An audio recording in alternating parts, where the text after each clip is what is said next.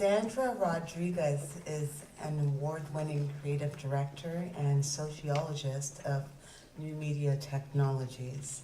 She heads up the Creative Reality Lab and at iSteel Film, based in Montreal.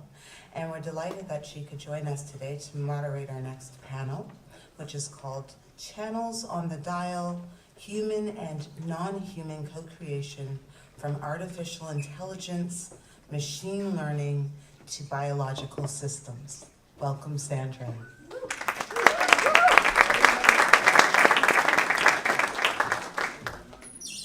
What a title. It goes with the day, right? We need to think about so many things. So yes, my name is Sandra Rodriguez. I am a human, so far. The interesting thing about thinking about humans and non-humans is that even this word, being human, is really hard to define, right? Like most humans that were here talking yesterday and today, and like all humans around the world, I come from a mixed background myself.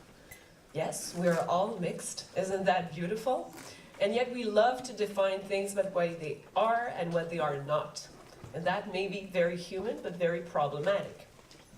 What really inspired me so far and what we've heard is the idea of continuity. We've been pausing and thinking about our work, our collaborations to ourselves, our own identities, to our family and backgrounds, and to each other. We also think about our collaborative acts and what they mean, and the dial on which they can be expanded. But moreover, what I like about the idea of continuity is that continuity doesn't have to be linear. That is very culturally embedded to think about continuity in a linear form. It doesn't have to be structured. I love Opeyemi's example of fluidity and how seas merge with each other. It doesn't have to be smooth and a lot of times, especially if you do collaborative practices of creativity, it's not always a smooth ride.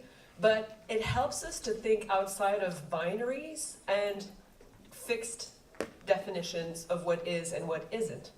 So kudos also for finding the word collective wisdom. Now, it's hard to define what is being a human, and that's culturally embedded a lot of times, but what is intelligent is another Pandora box.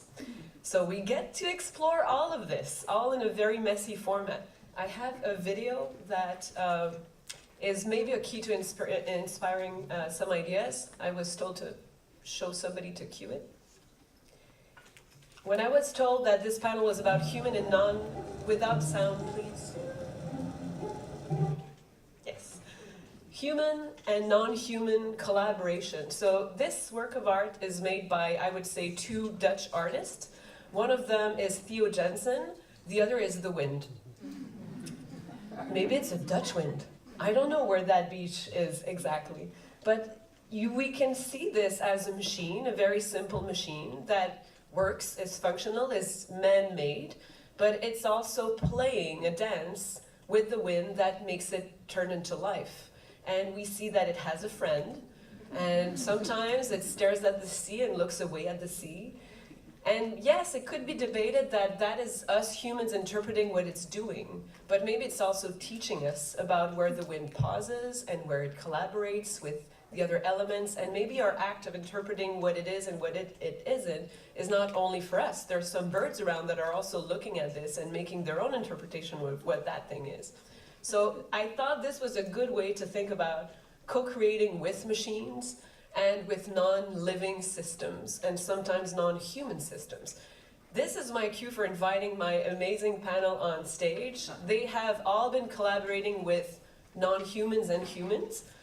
So I'd like to invite you all on stage so you can talk a little bit more about your work.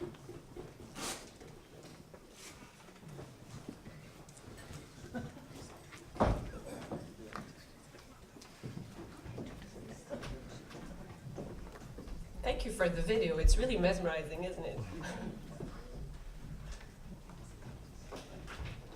I don't tell you where to sit because that's for you to choose and to decide. And I'm going to join you now.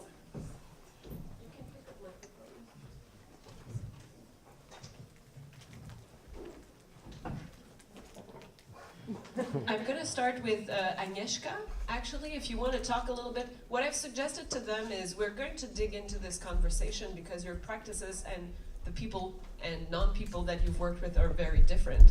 But if you'd like, very quickly, if you could each say, and if you have some slides, you can go to show the slides. What are the non-humans you work with, and what's your relationship to them?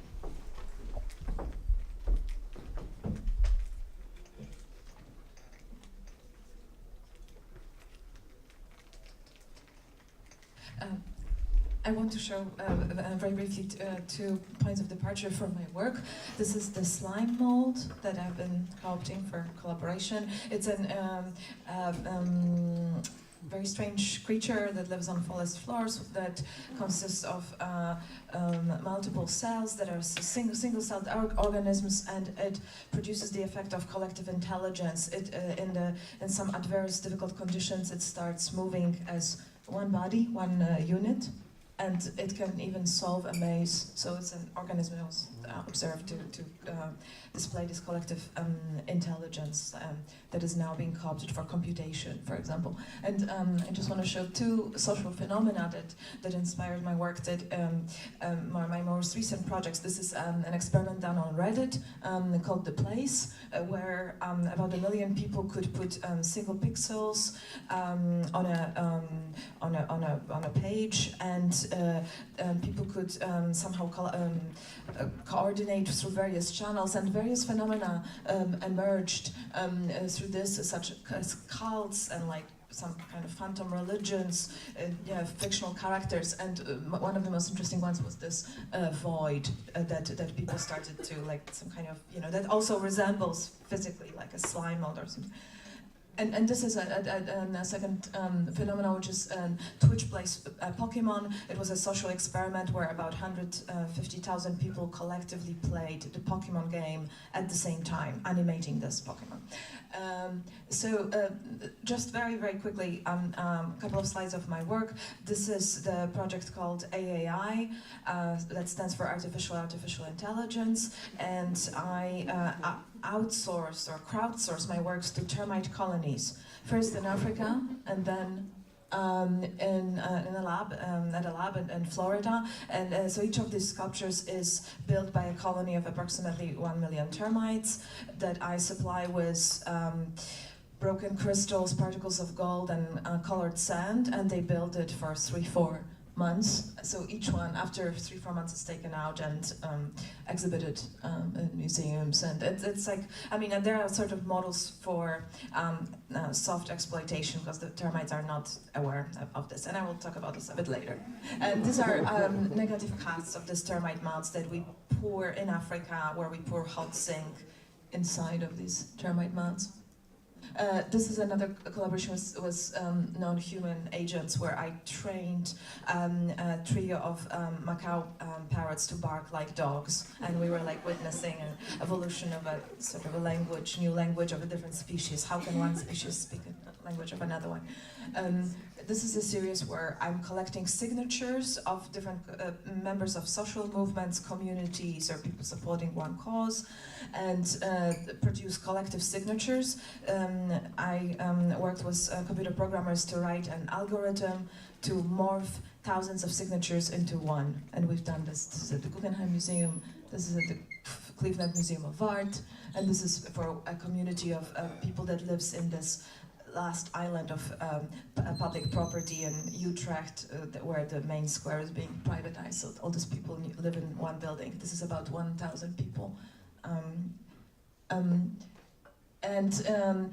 Lastly, I want to say just 2 words about the work that I've been doing here at MIT, which is collaborating with the workers of the Amazon Mechanical Turk, which is a platform that Amazon opened that could potentially do something for the public good in the future, and maybe it's already starting, but it can often be exploitative. So I started like a system of crowdsourcing work to thousands of workers all over the world, but also it's a system of profit sharing. So for example, in this case, each worker was asked to draw a single line, and then they were outputted to this pen plotter, and then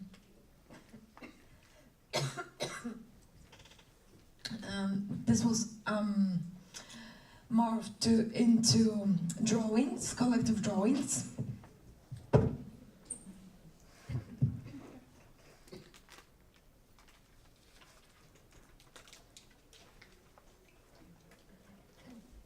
So these are collective drawings that are authored by thousands of people, and each one living somewhere else in the world. So this is like an amalgamated labor of like 500,000, 2,000, 3,000 people. And these are more recent sculptures. This is a collaboration I've done here with the Sea Sail here at MIT, where thousands of people give their portraits, their selfies, and then we morph it into 3D sculptures, like a collective self-portrait of this new working class. Amazing. So that, yeah, non-human can, go from biological cells to actually human beings and biology. It can also go through artificial intelligence and mechanical explanations. Jason, I'm looking at you because I think this panel has a title that comes directly from a paper you co-wrote called, maybe you want to talk a little bit about the paper and what you do? Yes. Yes, thanks, Sandra. And thanks for having me here today. Thank you, Kat, for inviting me. I think there's a slide that's going to come up in a moment. I'm going to talk about relatively new work. It's sort of developed in the last 2 years that I've been doing with a small group of students and colleagues that is looking at Indigenous epistemology and artificial intelligence. And so last year, a couple of us got together and wrote this essay called Making Kin with the Machines. And what inspired it was, directly what inspired this is there was an essay competition being run by Joey Ito out of the Media Lab called Resisting Reduction. And so this is a manifesto that he wrote that was written to be sort of a call for those who are working in the technology industries, kind of in general, to be more critical about the worldview that is being embedded in the technologies that they're creating, and then specifically about the singularitarians, so people who were sort of either advocating for or hoping for sort of that moment when we hit the artificial intelligence singularity where the machines become smarter than us, and then who knows what happens, and maybe if we're lucky we can upload ourselves into the machines.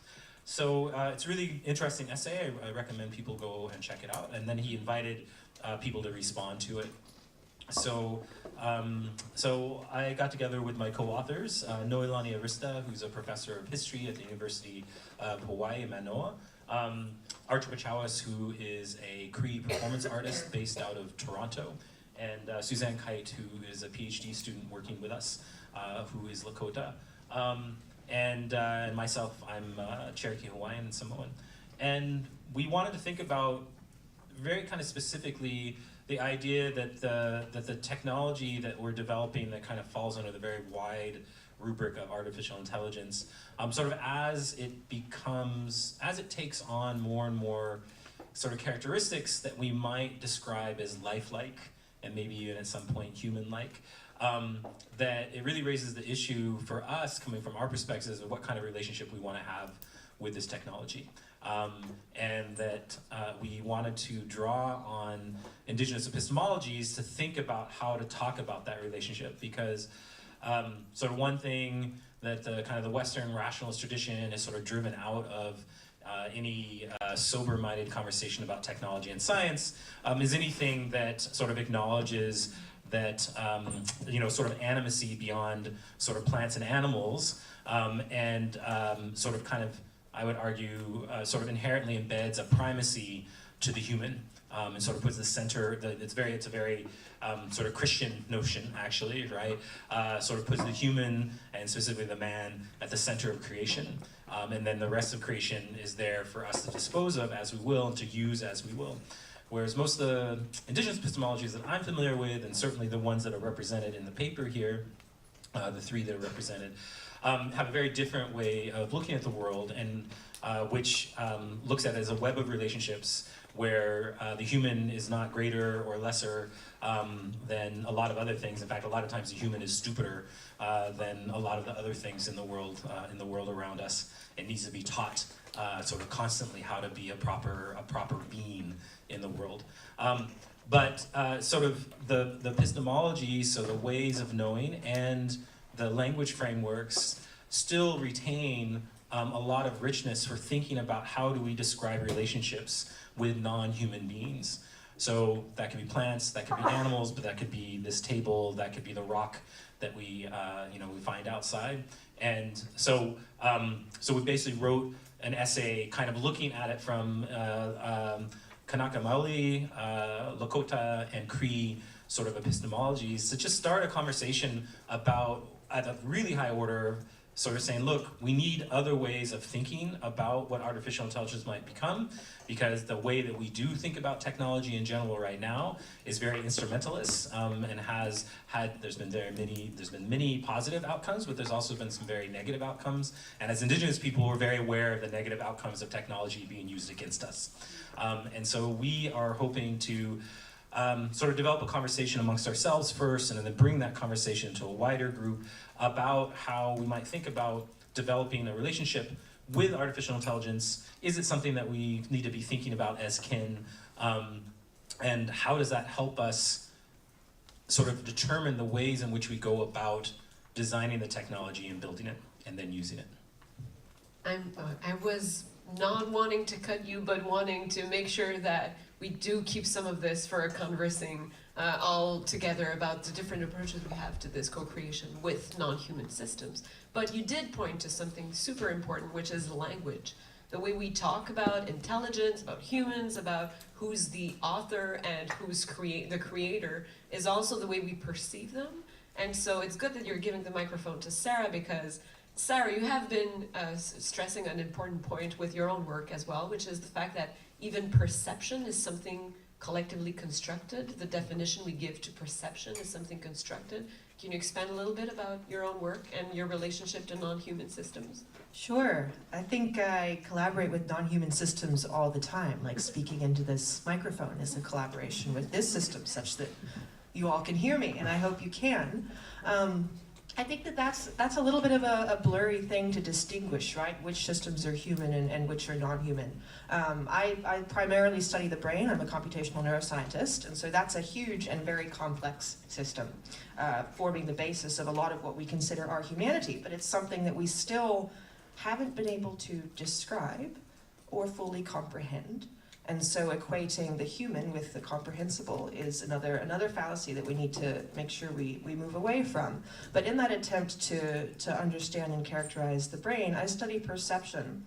And as Sandra mentioned, I characterize perception as an act of creation, or the means by which the brain creates the human world of experience, right? Through vision, through other sensory modalities. And there's a lot of structure underlying that creative act, right? There's structure that we can computationally elaborate and perhaps replicate on other systems. And so the non-human systems that I collaborate with, or the systems I collaborate with in general, are process models for creation. Those that lie in the brain and in the body, those that lie in machines, those that lie in more complex social systems. And I believe that we can study this kind of structure underlying creation and then potentially replicate that on other systems in a substrate-independent fashion, right? And so if we can understand constructive mechanisms of vision in human perception, then perhaps we can implement models for that construction on computers, right? Or in light.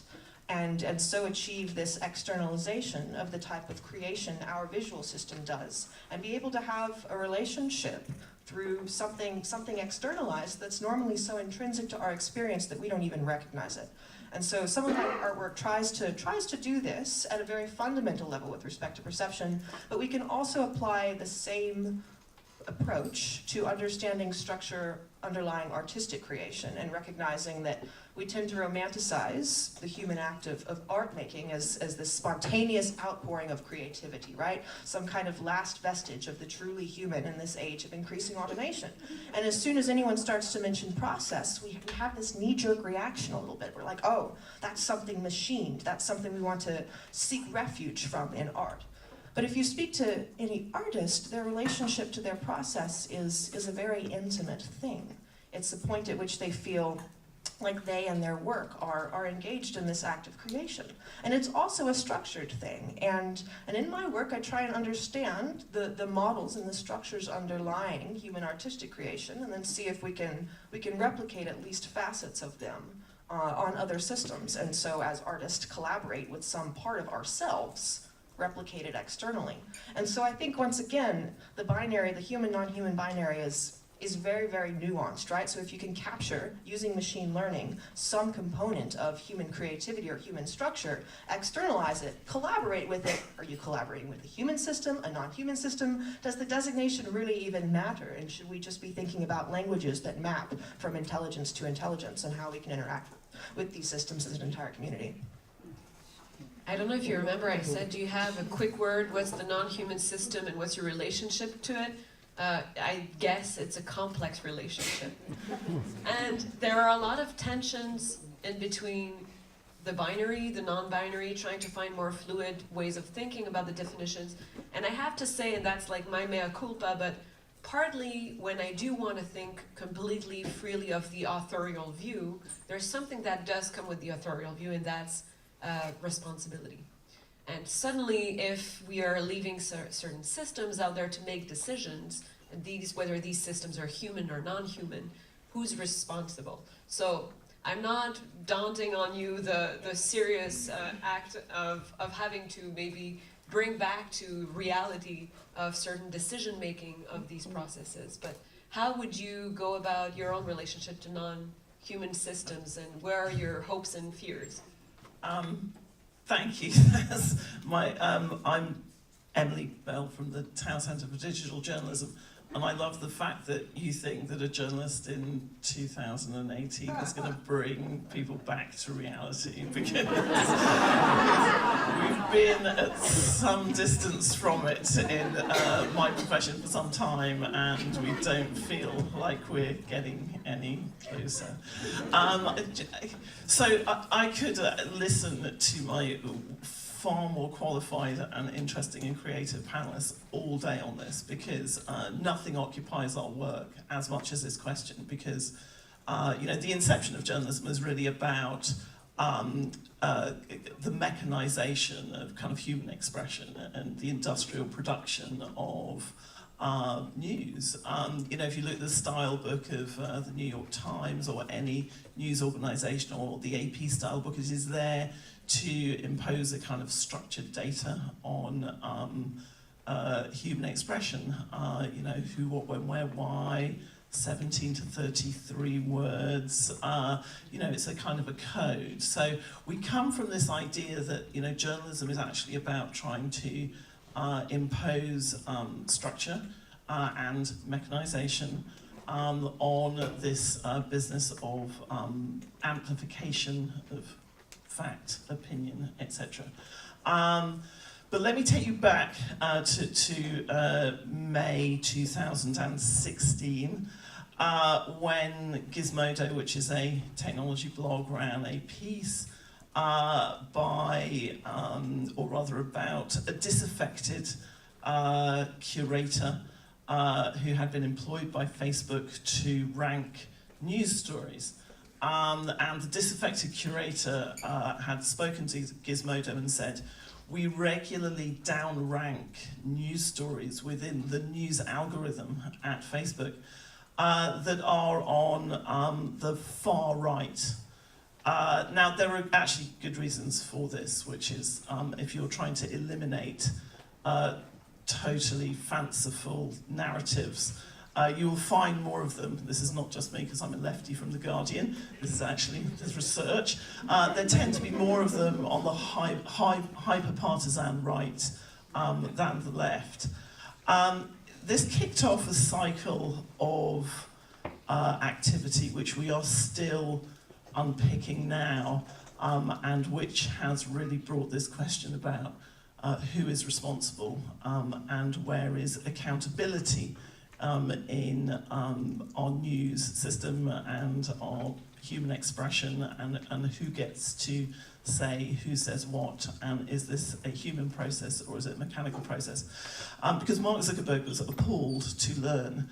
Well, he wasn't that appalled because it was his company and he knew. So he was appalled. He had been found out as having a basement full of Columbia Journalism School students, which is what they were, ranking news algorithms, all of whom had signed an NDA, and they were sort of put in a basement somewhere because they were not machines and shouldn't have been seen doing this job. He invited the far-right representatives of the right to the boardroom at Facebook and heard their objections to the human bias that was being introduced into this marvellously clean system of algorithmic sorting. And afterwards he made a statement saying this will never happen again. We will fire all of our human curators, and we will leave the business of who gets to see what to the much fairer system of algorithmic sorting. Now, between June and November 2016, certain things happened on the Facebook platform about the direction of messages and news and the creation of those, which might arguably have benefited from more human intervention, simply because intelligence of different types is good at different types of thing.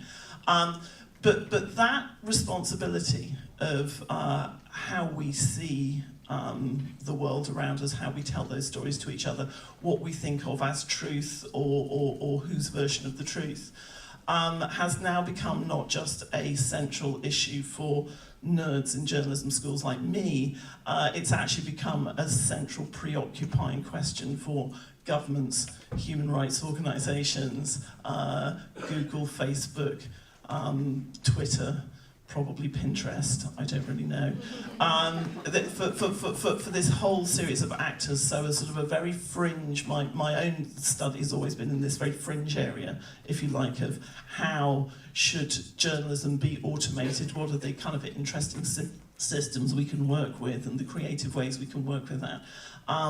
But actually kind of the reality of our day-to-day work at the moment is really trying to figure out this incredibly sort of pressing issue right now of what is the right way to construct judgment or responsibility at scale within systems that were designed for a completely different purpose. Thanks. I think part of the way we can relate this panel, and you see the practices are very different, but also with much of the themes that have been discussed today, is maybe the idea that we don't have answers, but we have similar questions. Where does one start to have an endeavor and an objective or need to express, and where does the relationship with non-human systems become a conversation?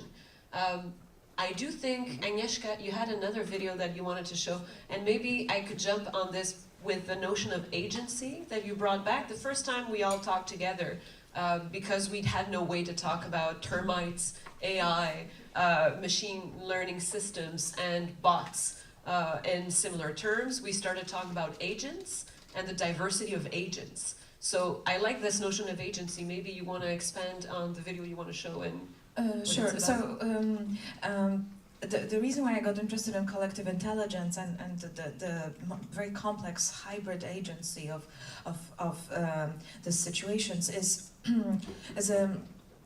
this phenomenon of emergence, which appears both in nature and in culture. And when you have a lot of the multiplicity of agents, like the thousands or millions of agents, whether they are humans or animals, you have nonlinear results that cannot be predicted, and it can apply to a society, it can apply to an election, but it can apply also to a termite mound. We never know what kind of shape we're gonna get. So it's different, from, this is why, for example, termites are so unique, because we really, it's each time a very, very different shape. So it's like different in this regard from like bees and ants, because the diversity is incredible. And so entomologists, for example, think about emergence, and they compare. This is where this thinking of complexity science started. That we can look at societies and think about them, or social groups, social movements, and think about this kind of very mixed multiplicity of agencies, and how the whole is more than the sum of its parts.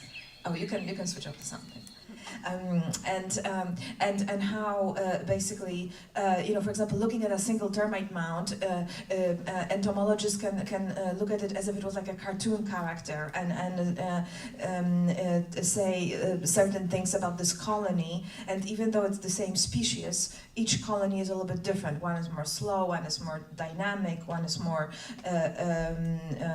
diverse, and so on. And the same. So basically, now coming from like entomology, the conversations that are taking place in the complexity science field are about how we can say the same things about social movements, for example. Why do three different social movements that have very similar ideas, but there's a multiplicity of factors and individuals that comprise them? Why is, for example, I don't know, like Occupy Wall Street, that was like such a huge movement with so many participants, for whatever reason, didn't produce political parties, governmental structures, individuals, and Podemos, for example, in Spain, or Indignados movement, like across Europe, is shaping in different ways. So I was thinking about all this non-human and more complex and hybrid logic that is a product of emergence. And so this project is kind of juxtaposing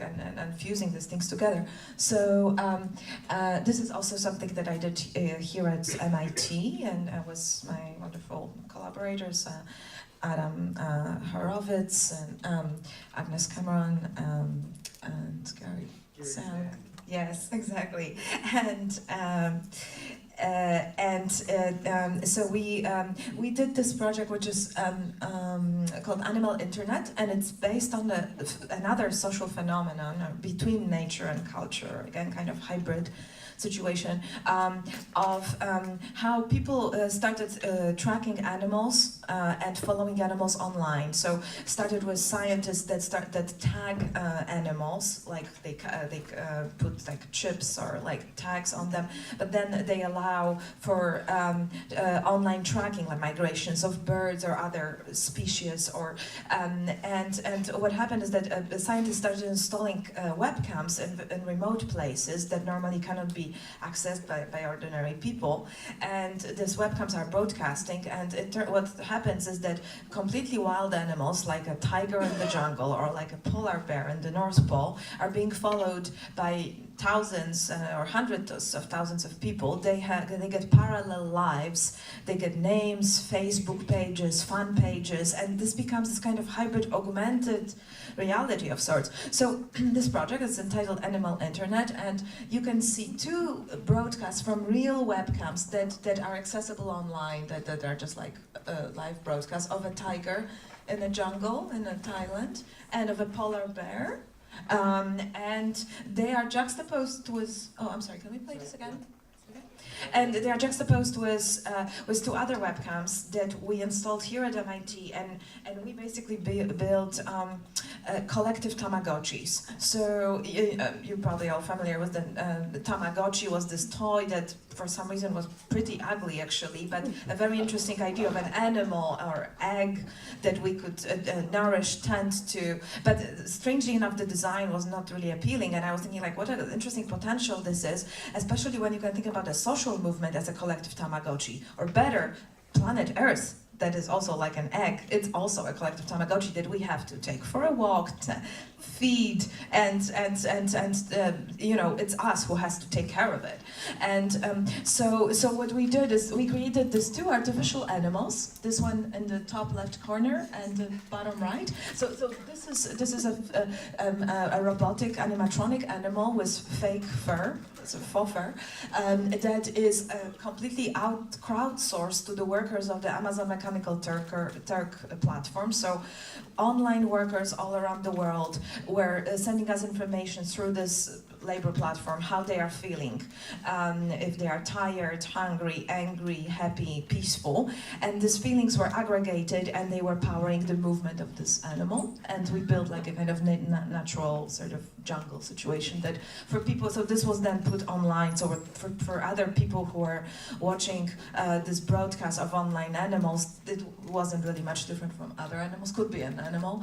And this is a swarm of gerbils that we also built this artificial nature environment, and the swarm was powered by again like kind of fused agency of social movements around the globe. So we wrote like a Twitter scraper that was analyzing what is various social movements around the globe are tweeting, and what kind of energy is it? Is it positive or negative? Is it apathy? Is it agony? Is it hope? Is it aggression at a given moment?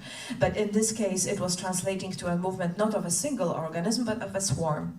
And so basically, you know, I'm trying to experiment with non-human and with non-linear agency and logic, and also thinking about artificial intelligence. You know, we tend to anthropomorphize AI, right? We project that it would be similar to humans, but in fact, very often, I mean, it's been done. But in fact, it's really important to incorporate, even thinking about the human microbiome that is influencing our mental state. So you know, all the bacteria in our gut. Now it's been proved how much this bacteria can drive our mental states and decisions and depression, for example. And so when we're thinking about ourselves as a collectivity of various agencies of bacterial colonies, we are a multiplicity. We are a swarm. So I'm using this to jump back to Jason. I'm going to read a line from the Making Kin with the Machine article. You're quoting Blackfoot philosopher Leroy Little Bear that observes the human brain is a station on the radio dial. Parked in one spot, it is deaf to all other stations, the animals, rocks, trees, simultaneously broadcasting across the whole spectrum of sentience. So from Tamagotchi to artificial intelligence to bacteria in our gut, these are all very different systems. What do you think? You've started tapping into this at the beginning too, but what do you think we can learn maybe and listen to different ways of understanding, collaborating, or exchanging with living and non-living systems? You know, rocks are named here not just biological living systems, but inanimate systems as well. How do you think this helps you think about artificial intelligence or other types of non-human systems that you can collaborate with? So I think we talked a little bit about this in our previous conversation. Sarah brought it up.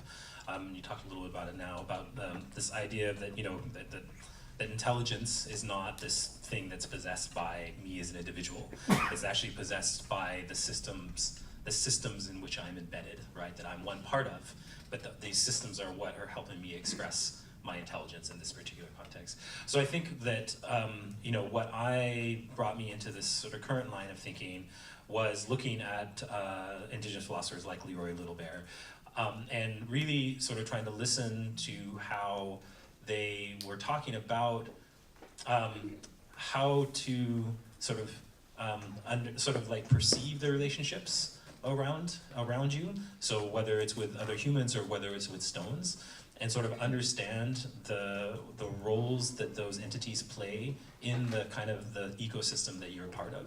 And I don't mean that just by ecology, but like the human and everything else systems that we're part of. You know, there's other people like Zoe Todd, who's Métis, and she talks a lot about, she thinks about fish. And she thinks about the way her people think of fish as kin. And what does that mean? Like, how does that extend out into the ways that they treat fish, the ways that, because then the way that they treat fish extends out into all the other aspects of how they treat the world around them, because that world is supporting the fish and supporting the relationship that they have with the fish. So I think that really kind of trying to take that step, you know, out of the kind of ego view of like, I am the person who is doing all of this, back out into the systems view, which is, okay, I am part of a really complex interlocking set of forces and activities, actually, that are all in constant flow. even the ones that are in super slow flow, like maybe a stone, but are all in constant flow, and trying to think about how you fit into those systems and how you can help sort of move things in the directions you want them to move in relationship and in conversation with the other components, not by just imposing your will, right? There's, I'll see if I'm gonna remember the quote. What's the brute force quote, Suzanne? Who's that? Deloria, right? He says, Vine Deloria, right? Basically says, any fool can, can get something, can get something to do what you want. It's just applying brute force, right? And that's slavery, right? And whether you want to think about it as humans or whether you want to think about the things around you, and that actually, I personally would like to live in a world where we do less of that, right? And we think creatively about how we're part of these systems, and then how we co-create with those systems. I love what you've just brought back, because I'm going to bring it back maybe a little bit to Emily, talking about certain issues when we talk about state of minds. And what you've just brought back is the way we can think, what we're learning from collaborating and learning from and listening to different systems also helps us understand the way we're going to act with new systems. So humans have been here for a long time. Other biological systems have been there for even longer time. And now we have these AI and chatbots and Twitter feeds that have just arrived, and they're a system of their own. And there's mechanical Turks. And we were discussing over lunch the fact that some companies are now caught red-handed, hiring very low-income individuals in India and Pakistan and making them pretend they're bots. So we believe so much in the AI and the bots that we're actually hiring humans to pretend they're bots. So we're using the open-mindedness for a certain system to dehumanize real individuals in real lives. And I like that I think all of us situated on that very difficult straight line where we're not sure where we're going, but we need to figure it out as we move along. So you were talking about the types of content that are there, and the direction for authorship or non-authorship, and how hard that can become. Hearing other practices, what does that maybe open for you as something that could be a real opportunity that we're maybe missing on in collaborating with non-human systems? I mean, I think there's a ton, and actually one thing that we did do at the town centre was we did nothing as elegant as your beautiful project, but we did make Fitbits for rats because we wanted to see again this agency where you could actually have kind of like inchoate reporters, and we took the inspiration from the Canadian Film Board's Bear 71, and we said it's all very well to catch a grizzly bear and let it loose in the wilderness and have $20 million of funding to make a beautiful film, but what if you're us and you're in New York City? Let's look at the rat population. So actually it became and we work with Brian House, who's actually somewhere has created the first sound of rats talking to each other on the subway, which is but the sort of the point behind it was,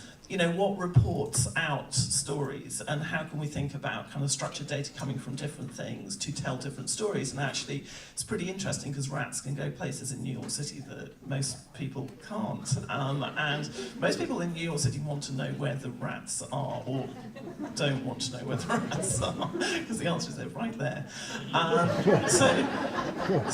So how we create these different systems, I think that it's such a fascinating time of opportunity. And one of the things that actually frustrates me about my field at the moment is that I thought that we would be everything which is old for academia and computer science and art tends to be new for journalism. We are the last kind of repository for technology when everybody else has figured out what it should be doing.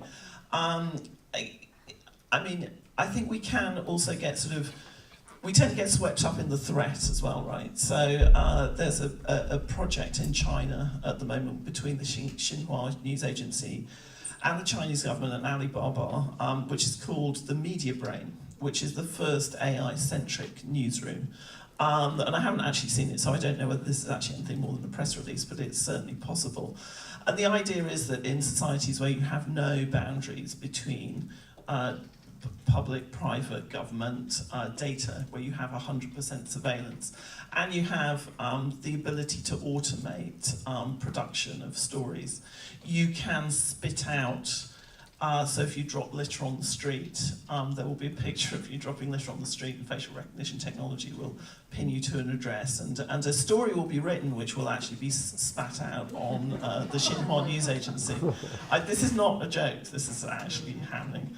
And that idea, we've seen the films of people giving keynote lectures in places like this, where these systems are being tested, and by the time the speaker has finished talking, not only is there a complete story about the talk, there's also all of your names and addresses, and everybody in the audience.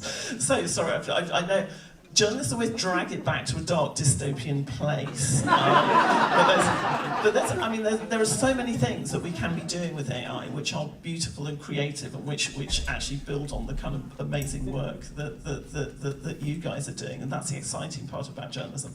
But there's also, and I think probably the next panel will get to this, there is also a world out there where we have to create kind of literacy, and we have to enable people to protect themselves against being disempowered, because privacy has always been the preserve of the rich, private banks, private beaches, private schools, and privacy around ownership of your data, about your image rights, etc., is also looking as though it will be the preserve of the wealthy and the empowered, and populations will have things done to them. Now, media has never been perfect. So we have built, I think, systems in the past. You can look at mainstream television for 30 years and say it was a kind of a tool of a particular type of oppression, and it was a world where certain people never saw themselves or got to speak. So if you came from certain populations, in fact, most populations, unless you were a white man, then most of everything that you saw felt like fake news. It didn't feel like you were, this is not something that is new.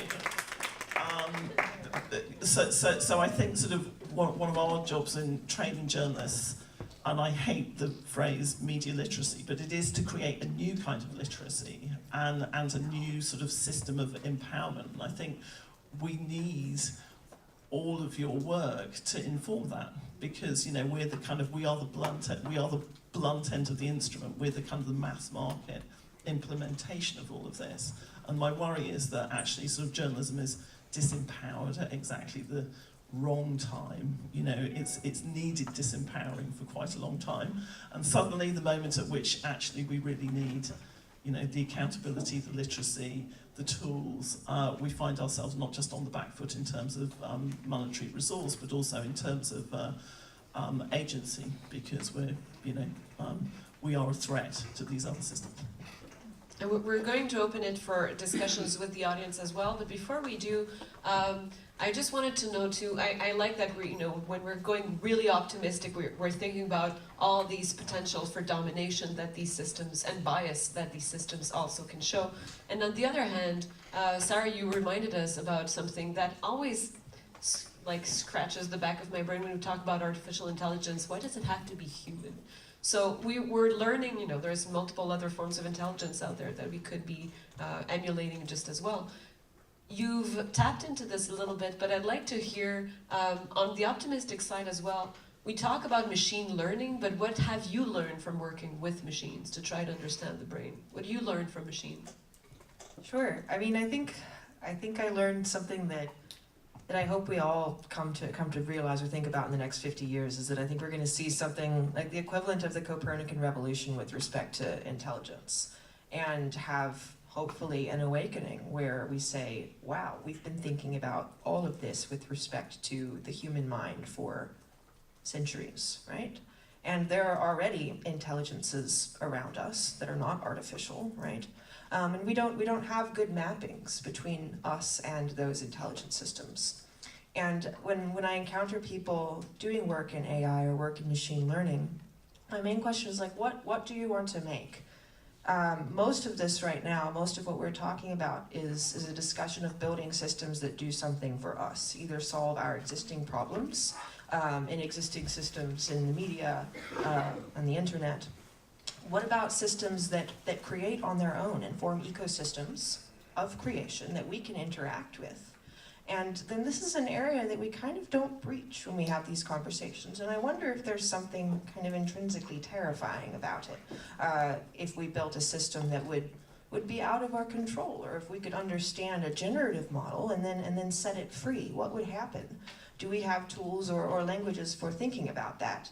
One of the things that I've learned in working with machines and working with the brain is that something like a generative model is very powerful. And what I mean by that is a process model for creation that can be run again and again, and every time it's run, create something like slightly different. We see this in perception. We can use these to model the way the brain perceives the world. But there's an element of stochasticity or probability in the output of that. And I build machines that make art. And so we have a new robotic arm in my studio, and I build more simple analog machines as well. And it's a very beautiful thing where you can create a model where there's some superstructure that runs similarly every iteration of creation, but also at the same time, there's something different produced. And so you have this simultaneity of exquisite difference and generative structure. And when you encounter that as an observer, it's a beautiful interaction because there's some understanding of a process that gave rise to what you're seeing created.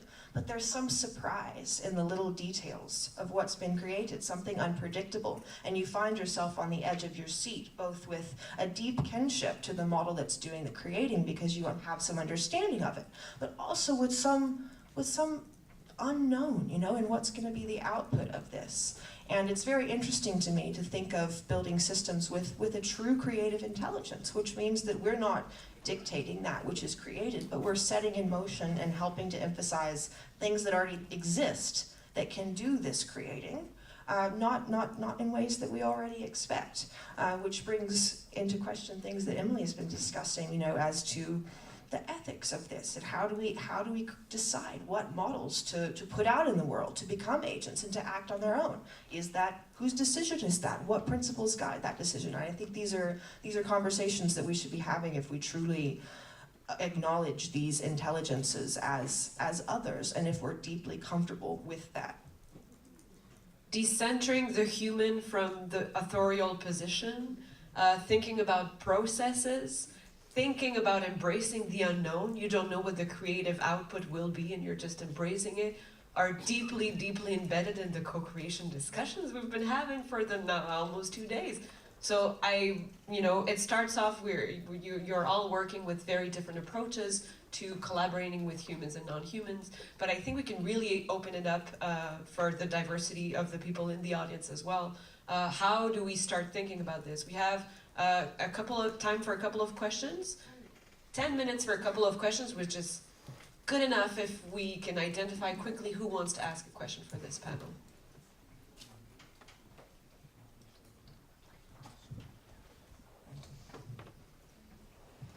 Hi, I'm Alex Halkin with the America's Media Initiative, and maybe I'm just kind of off in another vein of thinking, but one thing that I'm really curious about in all of this discussion is really the role of the nation state and who controls the electrical grid, right? Who controls the infrastructure that all of these machines and processes are happening on? Because in my experience in the places where I've worked, the nation state sensors can shut off the electricity at will or by accident because their infrastructure isn't very good. And so I guess I'm just asking the panel, in terms of thinking about our collective benefit of everybody and our dependence on the nation state or the elites or whoever is controlling our power sources. And one other thing is, I'm sure that in terms of the dystopian view of all of this, that there are people within the US government and other governments that are already working on all kinds of things around this to do some really bad stuff. And, So anyway. Talk about opening Pandora boxes, like the political system, who makes political decisions could be partly algorithms, we've seen in the last elections, could be also gut bacteria, according to research here done at MIT. How do you feel about the systems of control and who gets to decide who controls? I don't know if I can answer that larger question, but part of what's interesting to me is that you know, Indigenous people both down here, this side of the border and the other side of the border, I think have been doing some really great leadership on pushing back against some of that infrastructure around the pipelines in particular. And oftentimes it's represented by, you know, by a non-sympathetic press and certainly political establishment as Indigenous people sort of just trying to take care of, you know, just thinking of themselves, essentially, is what it is. And certainly there's part of that is what's happening, but really, you know, knowing some of those people involved with that, it's really a pushback against those greater systems, right? It's a pushback against the assumption that, of course, more pipelines are a good thing, and actually pushing back and saying, actually, we need less of these. Now, we can argue all day about how effective it is and whether it's going to make a difference in the bigger picture, you know, but, you know, at the end of the day, you know, if you really think about what, for instance, the U.S. government is capable of and what some of the people are probably trying to plan right there, then you kind of just give up and go home. But I don't think I don't think that's a realistic way to sort of respond to these sorts of challenges. We have to sort of try at all sort of different levels. It might be at a micro level, it might be at a sort of metropolitan level, it might be at a national level, to figure out how to kind of get through it. And I'm not really sure how it is. But I think things like what's happened with the oil pipeline protests is a really interesting example, because it is very much against what are seen as those big infrastructure projects that, for the most part, people don't protest against, right? People don't protest against the electrical grid, right? And they don't protest against the, you know, the highways, the interstate highway system. But these are all infrastructures that I think that you're referring to, you know, that are systems, like mega systems of control. And it seems really daunting to think that there's anything that we can do about them, but I do think there is. Let's go to another question quickly. Just dropped my cup, sorry. Just in listening to each of you talk about your work and just the broader theme of co-creation, you know, there's a fuzzy line and a distinct line, though, between what is a tool and what is collaboration. And you see collaboration more in living systems, and I'm very inspired by your termite work and kind of with trees talking to each other and having them at the microbial level and things like that. But when we talk about a tool, me talking in this microphone, I'm getting my voice out, but what is this microphone getting? And so I'm very curious about how we talk about these relationships a little bit more, and perhaps with your neuroscience work in particular, you know, the way you talk is very specifically different, and that you think of the brain almost like a machine. Maybe I'm wrong, but it's your perspective, and I would just love if that's to elaborate on that in particular. Sure, the brain can be a machine. The brain is a beautiful machine that creates all sorts of interesting things. I mean, I think my emphasis on the brain is understanding mechanisms for creation, right? It's understanding processes and structure that underlies the creation of experience. And we often don't think of creativity that way. We don't think of creativity as having a structural basis or something that can be articulated and formalized as a model. And implicitly, that means we don't believe that machines can be creative in some fashion, right? So we ask, well, where is its soul? But the way the human mind creates our world of experience is based on networks of neurons, right? Networks of neurons with computations that maybe one day we will be able to understand as a basis for creating our world of experience.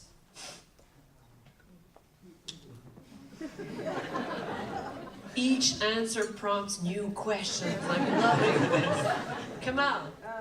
Well, on that, I mean, when you talk about wetware and the ways in which we're moving away from even silicon as a base for the mechanisms that we're talking about, I saw a motherboard on Vice Motherboard, there was an article about Caltech having made a neural network on DNA molecules. So there's no kind of machine there, it's all organic material, and it's able to read handwritten numbers. Can you talk about how that informs? It's still a machine. It's still a machine. Well, that's what I'm saying. Like, how does that? How does that help us understand the difference between the brain as a machine, this now neural network on a DNA molecule versus a silicon-based or metal-based thing? What do you think is the difference? I'm in an existential crisis for sure. So I just am looking for some help.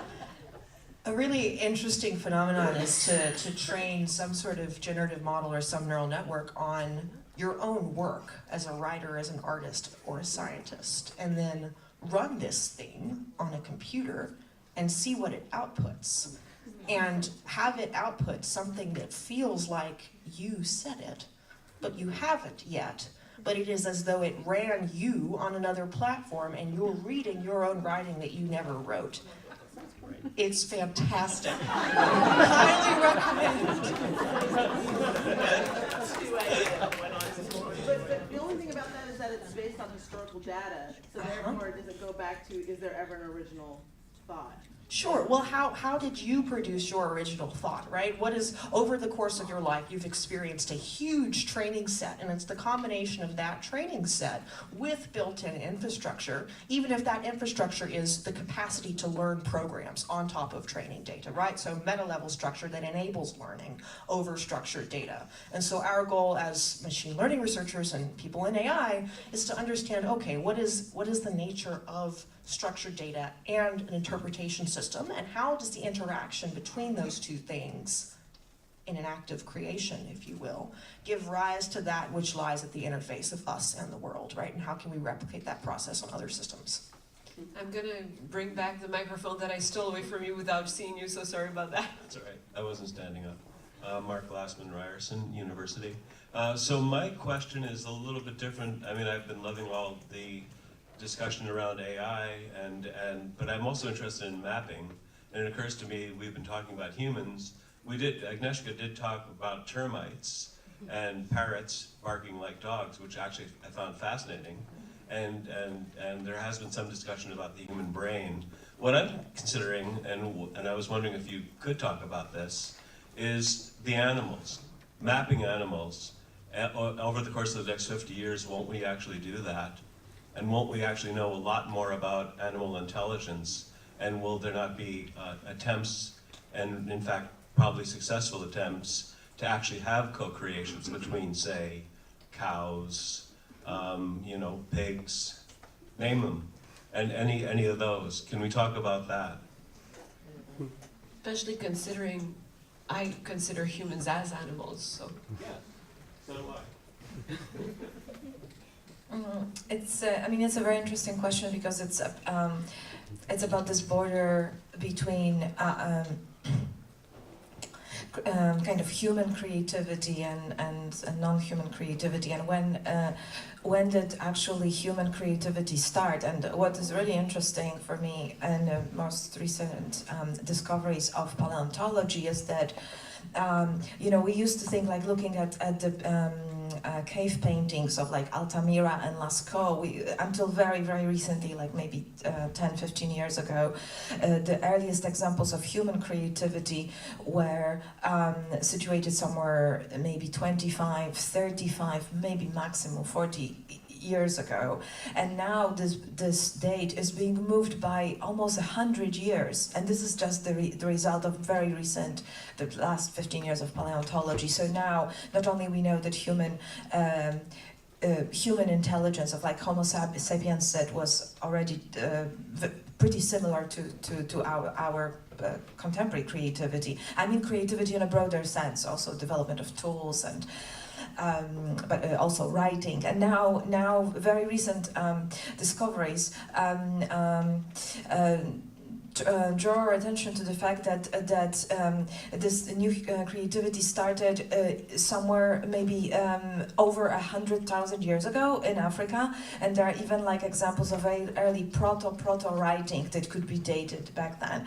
And then obviously there's this conversation about that Neanderthals were also had music and language according to most recent scientific results, but also, you know, of course, then this boundary between primates and how they were evolving, and at which point you can draw the line when humans weren't humans, because we don't really. I mean, there is an anatomical analysis and there is biology, but this is more complex, especially that now. And this is one of the things that complexity science does, that it looks at different animal colonies and, for example, looks at termite colonies, because you don't need a brain developed as humans have in order to evolve intelligence. And I mean, creativity is something different. Creativity is a notion that sometimes is misleading. But you know, for example, today architects are looking at termite colonies as examples of collective intelligence, but creativity that exceeds the algorithms that they are using when they are, for example, employing processing to create buildings that have ventilation systems that will be perfect. So even contemporary algorithms are not capable of creating such a perfect system, because what has been discovered recently by entomologists is that inside of a termite mound, you know, it doesn't have windows, it doesn't have it's not a porous structure, it has like certain holes, but it's the best ventilated mini building system that exists on Earth, because through evolution, but without a brain, without a classical imagined creativity, the actual the termites and their movement is moving air around it. So it's a system, so evolution kind of discovered it, you know, or created it, that it's much better than whatever any architect has ever designed. The air is pushed inside of the system as the termites move. So, you know, so these are just all examples of, you know, yeah, it is creativity, it's complex, you need a multiplicity of agencies, and you don't need a human brain, of course, to do it. It's a perfect note to end it. You know, we learn to listen, to learn from other systems. I think it's a good way forward. If we're thinking here, how does that relate to other forms of collaborative practice and co-creative practice? Maybe it's because it's teaching us about a mindset of being inspired by other systems, other ways of collaborating, of merging together life forms and non-living forms. I didn't think I would quote this article so much. I just realized now while we were talking, I was thinking this has been a very diverse panel, of course. How does that relate to your own work? And I thought, well, I'm going to give the word back to the article and the co-creators of the article. You were mentioning these are concepts that suggest possible ways forward as we consider drawing artificial intelligence into a circle of relationship. So maybe that's the way we can approach this, by thinking about co-creation. It's a circle of relationships, relationships to communities, to each other, to family members, to living and non-living systems. You guys have been amazing and you've opened so many questions. I hope there's some room for more, so we're going to close it off. Thank you all for your amazing generosity.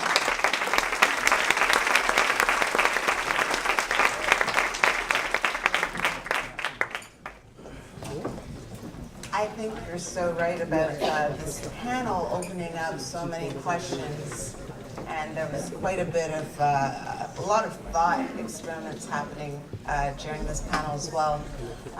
One of the things that occurred to me as we were talking about human and non-human intelligence, I think I just want to take a moment to place a bit of an equity lens atop that conversation, because there was a little bit of a flattening in that conversation in terms of what it means to be human, because we need to recognize that some people, some of us in the room, are still fighting to assert our full humanity.